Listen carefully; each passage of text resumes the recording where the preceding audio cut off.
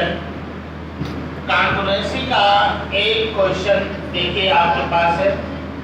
So that the angles of an equilateral triangle are 60 degree each. Equilateral triangle का each angle जो है वो 60 degree का होता है। इसको हमें प्रूव करना, वी हैव टू प्रूव। तो देखिए इक्विलैटरल ट्रायंगल क्या होता है, जिसकी तीनों साइडें आपस में क्या हो, इक्वल हो। देखिए जैसे ये है आपका ट्रायंगल है और ये हो गया ए, ये हो गया बी, ये हो गया सी। अब चूंकि ये इक्विलैटरल ट्रायंगल है तो इसका नाम इक्विलैटरल ट्रायंगल क्यों पड़ा, इसकी तीनों साइडें आपस में क्या है, इक्वल है। तो आपको यहाँ पर गिवन क्या है, गिवन है कि AB जो है वो BC के इक्वल है और BC किसके इक्वल है, CA के इक्वल है। यानी ये जब किसी ट्रायंगल की तीनों साइडें बेटा इक्वल होती हैं तो उसको क्या कहा जाता है, इक्विलैटरल ट्रायंगल कहा जाता है। ये आप लोग पिछले क्लासेस से पढ़ते चले आए। अब हमें ये प्रूव करना है कि जब अगर इसके तीनों साइडें इक्वल है तो इसके जो ईच इंटीरियर एंगल है या ये इस एंगल को क्या कहा जाता है, इंटीरियर एंगल ही तो कहा जाता है। तो इनका ईच इंटीरियर एंगल जो है वो 60 डिग्री का होगा। तो देखिए कैसे बेटा, देखिए AB BC के इक्वल है। तो पहले ये पार्ट लेते हैं, AB जो है वो BC के इक्वल है। तो आपको पता है equal side has equal angle opposite to it, है ना। तो अगर AB जो है वो BC के इक्वल है तो AB का अपोजिट एंगल C और BC का अपोजिट एंगल क्या है, A, आपस में क्या होगा, इक्वल होगा। तो एंगल C जो होगा वो एंगल A की क्या होगा, इक्वल होगा। अब इसी तरह से देखेंगे कि जो आपका जो AC है वो भी BC के इक्वल है।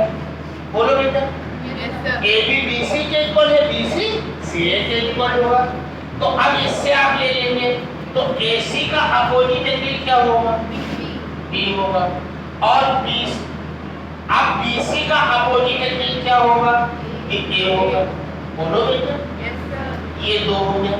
अब आप देख रहे हैं कि देखिए यहाँ C किसके इक्वल है, A के, और B भी क्या है, A के इक्वल है। बोलो बेटा, तो फ्रॉम 1 and 2 अब आप देखें कि एंगल C किसके इक्वल है, एंगल A के, और एंगल B किसके इक्वल है, A के। तो अगर हम इस दोनों का कंपेयर करेंगे तो तीनों आपस में क्या हो जाएंगे, इक्वल हो जाएंगे।